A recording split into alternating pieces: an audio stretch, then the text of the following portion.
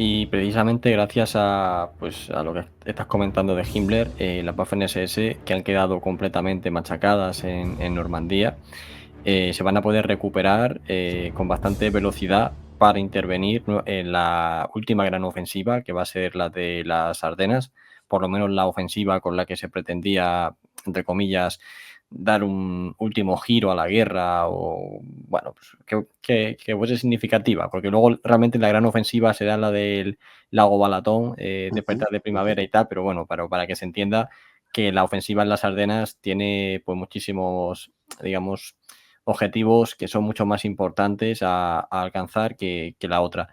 Y bueno, pues en este momento, para las Ardenas se van a concentrar nuevamente a los 2 primeros cuerpos Panzer SS, al primero y al segundo. Básicamente, ahí va a estar metida el Standarte, la Das Reich, la Hohenstaufen, la Hitlerjugend y la Frundsberg estará más abajo, pero bueno. Y luego en el frente oriental tenemos al tercer cuerpo Panzer SS, germánico, y luego tenemos también al cuarto cuerpo Panzer SS, en el que va a estar, ojo, la Totenkopf y la Viking, que luego también van a ser pieza clave un poco pues en frenar a los soviéticos en Varsovia y todo esto. Pero Sí, sí. bueno, centrándonos en el frente occidental, que al final va a ser donde se lanza la ofensiva de las Ardenas, aquí se ha criticado mucho el papel de la Waffen-SS, que se juntaron, pues, todas estas divisiones que acabo de nombrar, se juntaron en el sexto ejército Panzer SS, comandado por Joseph Dietrich, y se ha comentado y se ha criticado mucho, como digo, porque sí que es cierto que tenían un papel protagonista en llegar hasta Amberes y demás,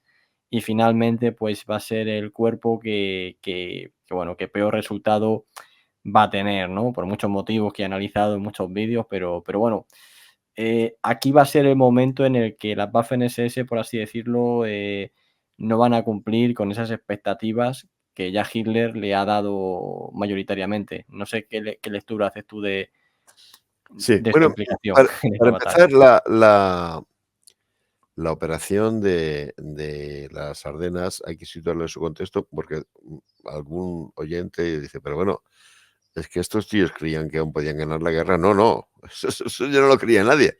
Lo único que estaban intentando era no perderla de una manera absolutamente catastrófica, es decir, evitar la rendición incondicional, por ejemplo, ¿no? ¿Por qué se lanzan contra el oeste en vez de contra los que parecen sus enemigos fundamentales, que serían los soviéticos, ¿no?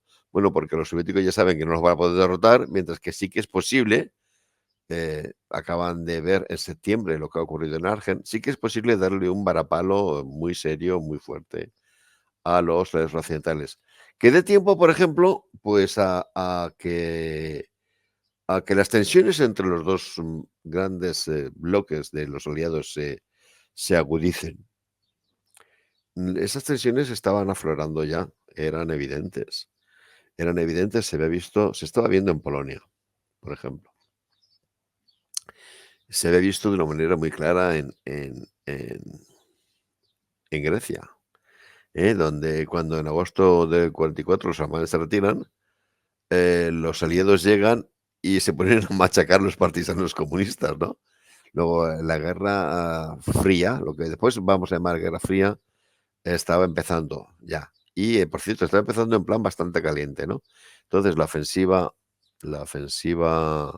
de las Ardenas no se pretende ni remotamente ganar la guerra ni nada así, sino simplemente a ver si encontramos una forma mejor de cuando acabe la guerra, por lo menos tener un cierto margen de actuación, o incluso, a lo mejor, de que los aliados se rompan el bloque, ¿no? Por tanto, esos son los objetivos. Y efectivamente, aquí vemos que la Waffen-SS da un pasito más y ahora ya se presenta ni más ni menos que formando un ejército Panzer, ¿de acuerdo? Los alemanes, los ejércitos Panzer, los numeraban en una serie distinta a los ejércitos de infantería.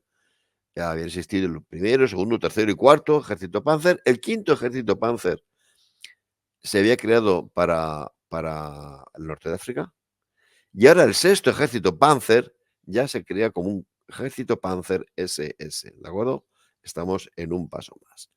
Y se le asigna un papel protagonista a las divisiones que tú acabas de citar, algunas de ellas reforzadas por unidades menores. Siempre hacemos referencia a las grandes unidades, Sí, sí, sí. tipo división, pero en fin, ahí está el papel que tiene, que te digo yo, el 501 o el 502 de carros pesados, etcétera, etcétera. Bueno, no responden a las expectativas que se tienen ellos, pero también te puedo decir una cosa, es que las expectativas eran absolutamente falsas, no tenían sentido, no eran creíbles. La historia demuestra que todos los planes, absolutamente todos, se van a pique en cuanto se ponen en marcha, y este, pues, no iba a ser menos. Me explico, si se hubiera podido mantener, por ejemplo, el mismo tiempo climatológico que el momento del desencadenarse la ofensiva, igual se había avanzado más. Pero en cuanto el tiempo mejoró y apareció la Fuerza Aérea Aliada, pues ya apaga y vámonos. Después, no es lo mismo, los alemanes seguían soñando con su famoso ataque a través de las Ardenas del año 40. Claro, no es lo mismo mover por los caminillos de las Ardenas a un Panzer II, un Panzer III, que mover a un Königstigger. Dios mío, pero sí, claro, eso ni los puentes aguantaban, y en cuanto pasaba un Königstigger, aquello ya era un barrizal que era indescriptible, ¿no? Entonces, se pecó de ingenuidad, de cierta ingenuidad forzada, vamos, por la necesidad. Estas cosas ocurren no por casualidad, sino porque uno está en una situación tan desesperada que no veo yo en el, digamos, en el estudio de la batalla, porque anda que esta batalla no ha sido estudiada con detenimiento. Dios mío, yo no sé cuántos libros han hecho los norteamericanos sobre esta batalla. Puedes seguir la batalla casi, casi pelotón a pelotón, ¿no? No veo yo que se le pueda, digamos, reprochar nada a las Waffen-SS en cuanto a su desempeño. Cierto, por ejemplo, a nivel de liderazgo, que digo yo, de compañías, de tal, ya hay muchos chavales, hay muchos tenientes y capitanes que son unos pobres adolescentes y no acaban de salir del cajarón, como quien dice. Ya no son estos tíos de la Lifstandarte del año 41, ¿no? Ni remotamente, ¿no? Entonces, teniendo en cuenta las realidades, que es una tropa que acaba de ser reconstituida, ¿eh? Que tiene los problemas que tiene de instrucción, que ahora son ya muy agudos. Se ha recibido muchísima gente a la cual virtualmente no se da tiempo ni instruirla, ¿no? Pues teniendo en cuenta todo eso, yo no veo que haga un papel malo. Lo que sí que es cierto es que queda muy por debajo de las expectativas que tenían puesto en ellos, por ejemplo, Hitler. Pero es que Hitler lo que esperaba de ellas era literalmente un milagro. Un Sí. milagro. Y los milagros a veces se producen. Por ejemplo, lo del año 40 fue un milagro porque lo último que esperaban los aliados era un ataque por ahí. Pero el año 44, en diciembre del 44, superada la sorpresa inicial, los aliados reaccionan lógicamente. Mm. Sí, yo destaco dos, bueno, el papel de dos unidades en la batalla de las Ardenas con respecto a la Waffen-SS. El primero es obviamente del Gruppe Paper, que al final pues todo el Ujú. mundo sabe cómo acaba. He hecho vídeos también al respecto y he estado varias veces ahí en la Glade. Y al final pues eso, no deja de ser un regimiento reforzado que está completamente sobreextendido, que Claro, se quedan aislados y que ya al final se están enfrentando contra unidades a nivel de división, siendo un regimiento. Si aún se contase, estamos hablando de si fuesen en años anteriores y tal, y se contase con apoyo aéreo y con buen tiempo y tal, pues aún a lo mejor se puede hacer algo, pero es que también en la situación en la que se lanzan, pues se quedaron irremediablemente atascados sin poder avanzar más. Independientemente de, bueno, de todas las dificultades que van a tener a nivel logístico, a nivel de cruzar ríos, a nivel de atravesar barrancos y demás. Y luego también el papel que hace la Reich, que va a tener también una buena actuación en Manhai y demás, que bueno, que le ponen las cosas, se enfrentan también prácticamente a dos divisiones acorazadas estadounidenses, y también tienen un buen desempeño. Lo que pasa que, claro, que es que estamos hablando de que en el momento en el que los alemanes atacan en las Ardenas, y ya captan toda la atención aliada tanto por el norte como por el sur, es que ya es imposible ya salir de ahí. Y en cuanto ya pues se quita el mal tiempo, que aparece la aviación aliada arrasando todas las líneas logísticas y demás, es que estaba condenada al fracaso. Difícilmente se puede haber No, yo llegado. digo, es que quizá el error más grande en la planificación es que de alguna manera han pensado que podían repetir la operación del Sí, 40 cuando es, vuelvo a decirte, es tremendamente distinto, y tú has estado hace poco por ahí, ¿verdad? sí, sí, sí. Meter por esos caminillos a un Panzer II o un Panzer III, que no es nada, es un utilitario. Un Panzer II es un utilitario, un Panzer III es nada, que meter un Koenigsegger. Sí. Claro, tú ves las fotos esas famosas que hay por ahí, esa secuencia, ¿verdad? De un comandante de un batallón de carros pesados montado en un Koenigsegger, pasando en revista la formación, y dices: "Dios mío, ¿quién puede detener eso?". Mira, pues lo puede detener el camino, las carterillas, ni más ni menos. Claro, Sí, claro, si es que si sí, es es que verdad. ¿qué puente va a aguantar eso? Los puentecillos que había por allí, pues, literalmente se hunden. Entonces, eh, ese es quizá el error más gordo en la planificación, Ujú. pensar que se podían mover por ese lugar esas masas. De hecho, lo que ves es, en el desarrollo de batalla, en gran parte del momento, lo que ves es un embotellamiento, es un embotellamiento total, que no pueden, digamos, ni avanzar ni desplegar por la sencilla razón de que están embotellados, ¿no? Sí. Y luego, pues cambiando de frente, yéndonos brevemente al frente oriental, aquí se va a producir una carga que es bastante desconocida, yo creo, para el público español, que son todas las operaciones alrededor de Hungría para intentar liberar a Hungría, que bueno, ha sido sitiada precisamente justo en la Navidad, ¿no?, del 44, y los alemanes van a organizar hasta 3 operaciones de rescate, las operaciones Conrad, en la que el protagonista va a ser el cuarto cuerpo Panzer SS de Otto Guille, compuesto por la Viking y la Totenkopf principalmente, aunque también tienen otras divisiones de la Wehrmacht y demás. Pero estas dos divisiones también se van a estar dando cabezazos contra Hungría durante todo el mes de enero del 45 y bueno, están a punto de llegar a Budapest, pero bueno, nuevamente vemos que una operación de rescate se le destina a estas unidades que las acaban de mandar precisamente de Varsovia, que luego no van a estar en Varsovia para contener la ofensiva del Vístula Oder, pero bueno, digamos que tienen un papel ya completamente protagonista lo vemos en las dos operaciones más importantes de los alemanes de finales del 44, principios del 45. O sea, son nuevamente las Waffen-SS. Sí, es curioso porque, de alguna manera, la historia final de las Waffen-SS se vincula mucho a Hungría. Tú estás Sí, sí. citando estas operaciones desde fuera para romper el cerco, pero, no por casualidad la batalla de Budapest,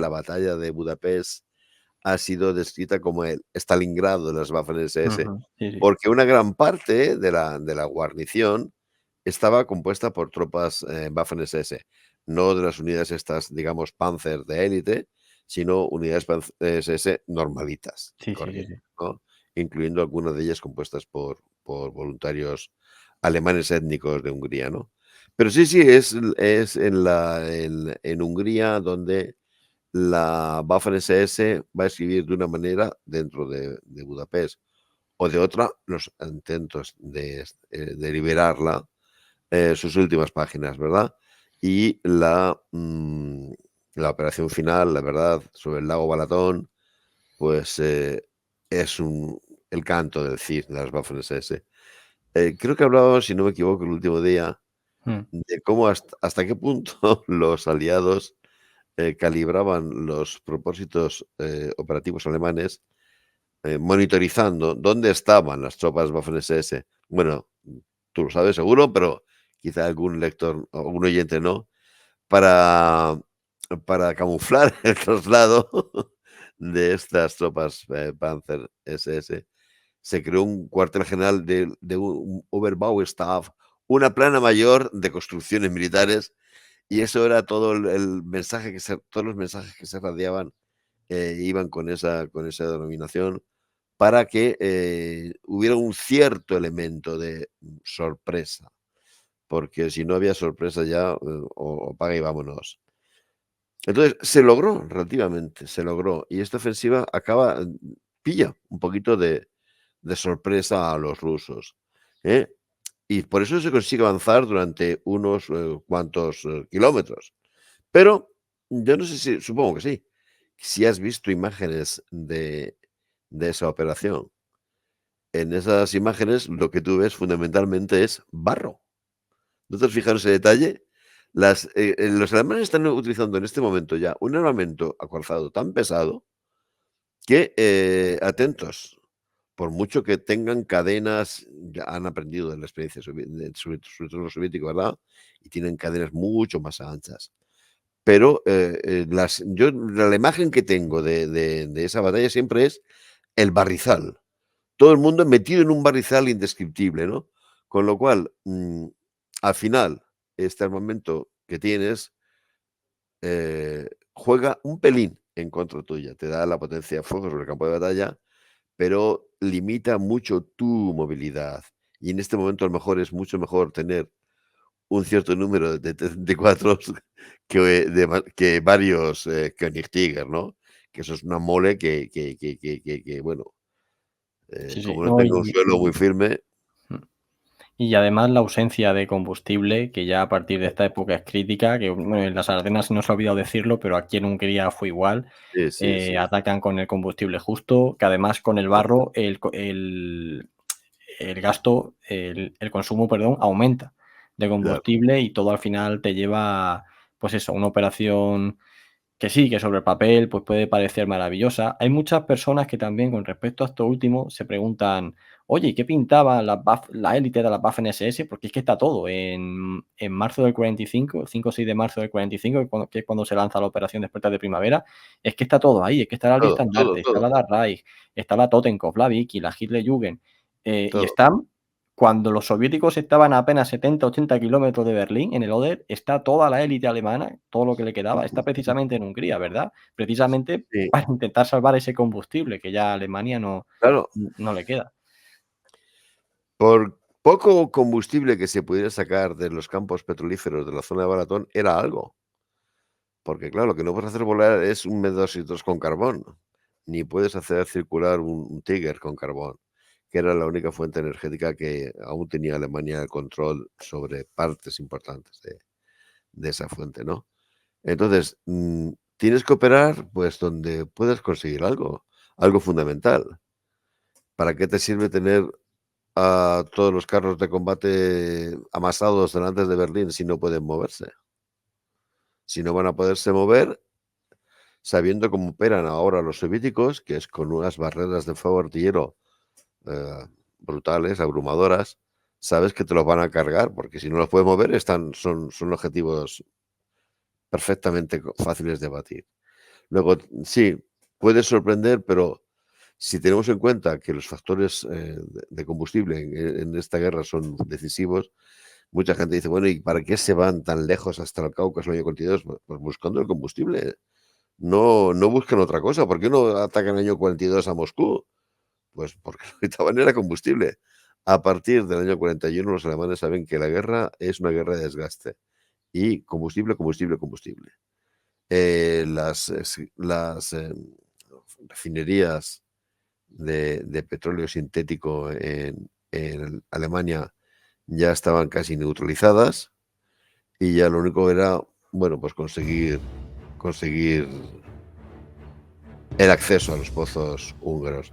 Luego, al final, la guerra tiene, el análisis de las decisiones estratégicas en una guerra tiene mucho que ver con factores que son de orden económico.